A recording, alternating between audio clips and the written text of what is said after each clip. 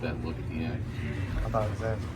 Shot that all day and shoot around. Like, I'm for real. Like, I felt like the last three, like, I kind of just shot it.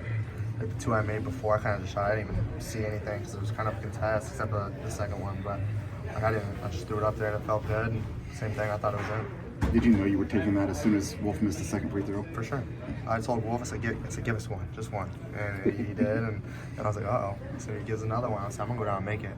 And it's whatever. Missed it. But Do you get to an end of a game like this, and we're talking about the final play, but how much in your mind are you looking back to the end of the first half, other things that happen throughout a game like this, where yeah, I mean, we can point our fingers at everything and say, oh, well, it's this, or that. I mean, at the end of the day, we messed up a lot.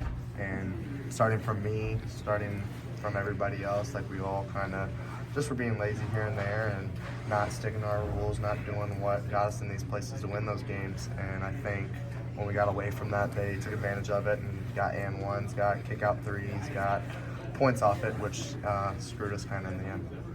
Just how frustrating it is to kind of see the game slip away with fouls on rebounds and the points that came off the one-on-ones.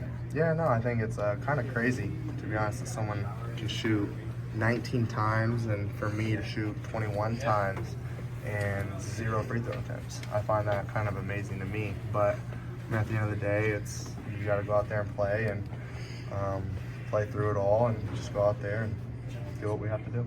I think there was a 3.5 minute stretch at the end of the first half and another 3 minute stretch in the second half where you guys don't score. Is there common threads between when your offense is struggling a little? I think we honestly did a really good job. I just thought shots weren't falling. I thought a lot of the shots that we got were good shots. And then, like you said, like we're hustling on the rebound and can't get a call. So, I mean, at the end of the day, it's just what it is, and got to move on. there's been now a few games where Trey's had the foul issues. It's been against different opponents, so every time seems like things get stagnant on offense. For a good reason, he's a really good player, but what can you guys do to overcome that when he's out of the game? Yeah, I mean, we obviously don't want him to foul, and I tell him to be smart, like, hey, we need you in the game, like, that sounds bad, but give up a layup before you foul. Like, don't do it again.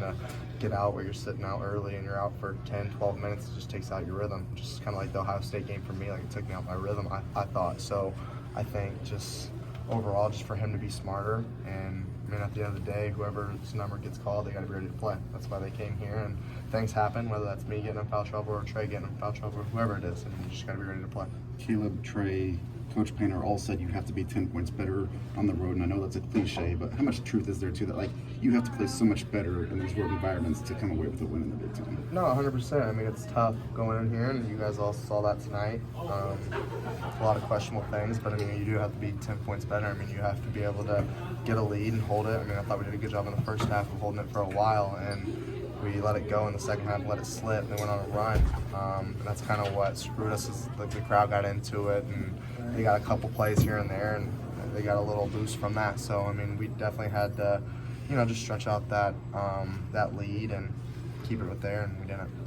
Got a couple guys in shooting slumps on your team. Every shooter goes through it. Is that a conversation you have with them? Anything that you can do to kind of get them out of their head or whatever needs to happen? No, I mean, I think it's honestly a good thing because they're all good shots. It's not like we're taking bad shots and we're missing. Like, they're wide open shots, and you just stick with it. I mean, all those guys that are missing shots are in the slump. I mean, I think I'm kind of in a little bit of a slump with the 3-ball right now, and it's like every other game or every two. So I think just getting in the gym and working, and all these guys that are in this slump are all doing that. Like, we're staying after practice to shoot, shooting before, whatever the case may be, and I mean, the shots will start falling. These on the defensive goals they were doing, just how much did that matter? How hard were they to keep off the glass? Yeah, I mean, obviously it's always tough, with them starting 7-footers and then, or 2 7-footers, and then obviously they got Cheddar off the bench, and their guards do a great job of rebounding. So, I think kind of near the end we would just get enamored with the ball a little bit, and watch it go up and not necessarily go back. And hit our guy and then, kind of rebound down from that. So I think that was kind of where those problems are. Did they tell you what happened in the fifth? I'm not. Official called it travel and the other one called it foul. I'm not sure. Do they call it travel? Did one call it Trey travel? said that they didn't know, and then they reconvened, and the guy said he must have got hit. Oh, I don't know. I just went up to dunk it. And then after that, I don't really know what happened. But that's something you got to live with. That's life on the road. We knew that coming in. And especially in a game like this with going against a team of this caliber. Coach Payne talks about it a lot, but you got to be 10 points better. We weren't that tonight. Do you naturally in a game you lose by 2 like this, you find yourself looking back, that stretch at the end of the first half, or just missed opportunities at the rim, you find yourself looking back? Yeah, absolutely. And then obviously we'll go through and watch film on it as a team, and then watch film on it individually as well. But definitely, I think when you lose a game like this versus winning it, it kind of helps. The silver lining, I guess, it kind of helps magnify those issues. So we look at them and get taken care of. Does it feel like in these road games, those 50-50 calls are most likely going to go against you, and that leads to you have to be 10 points better and not kind of leave it up to chance there? Yeah, it's just, you never know. Obviously, like I mentioned earlier, they're a great team, and on the road it's always tough, especially in the Big Ten, no matter who you're playing. So that's just always kind of our mindset. And like I said, we weren't able to do that tonight. Raleigh gets thrown in there because you guys both get fouls. As a true freshman, obviously a tough environment.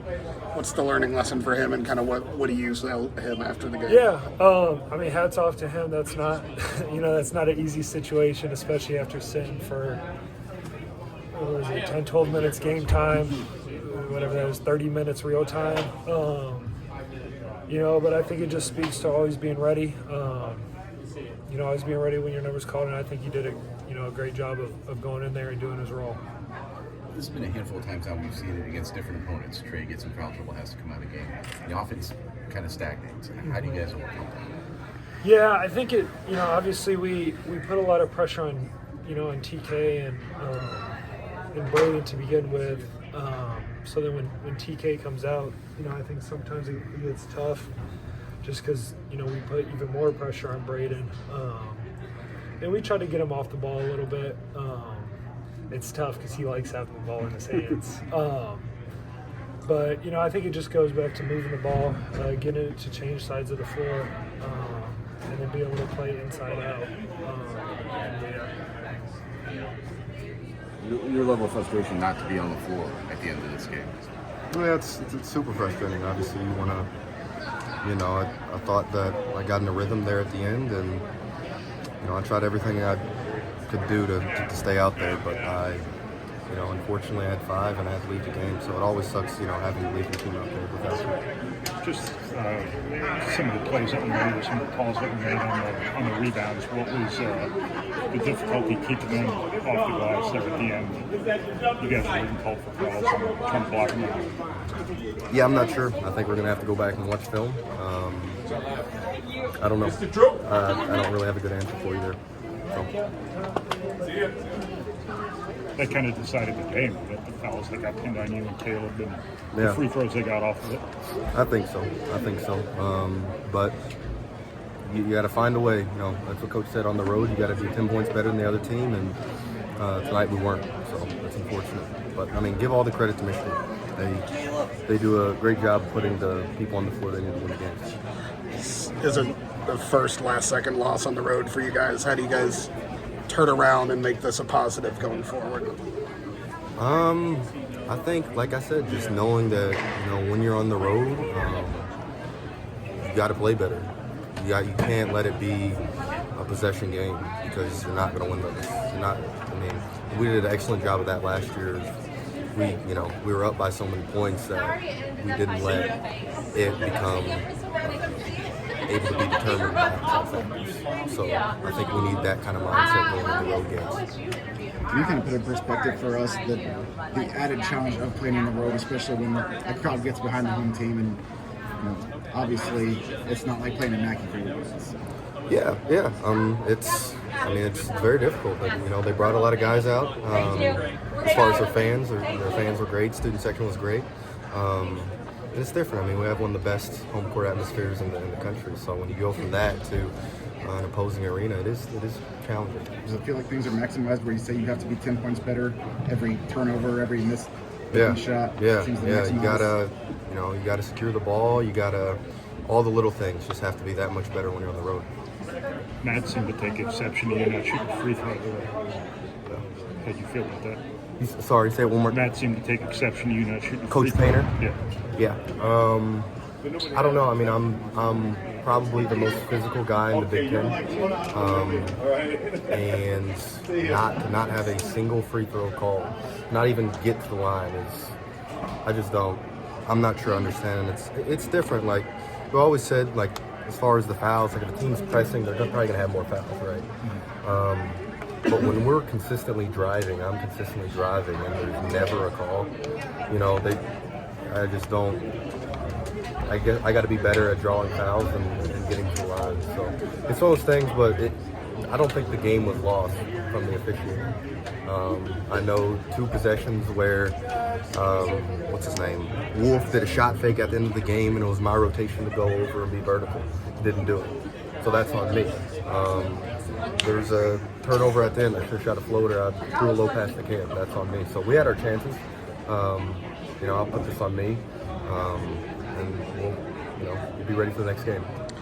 What offensively is it tougher when teams go between man and zone and switch back and forth, and you're not really sure what they're going to hit you with?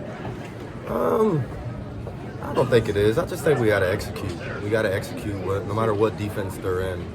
We have everything for it. We've seen everything, especially some of the older guys. We've just been in so many games and experienced that we just got to find the right shot. If they're in the zone, we gotta do our zone stuff. If they're in man, we gotta do our man stuff. So I don't think that's that big of a deal.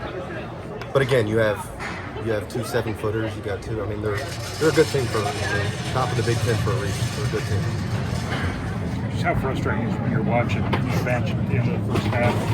Wolf goes in that really low percentage free, and they get 4 points off 1-and-1s. All of a sudden your lead's gone.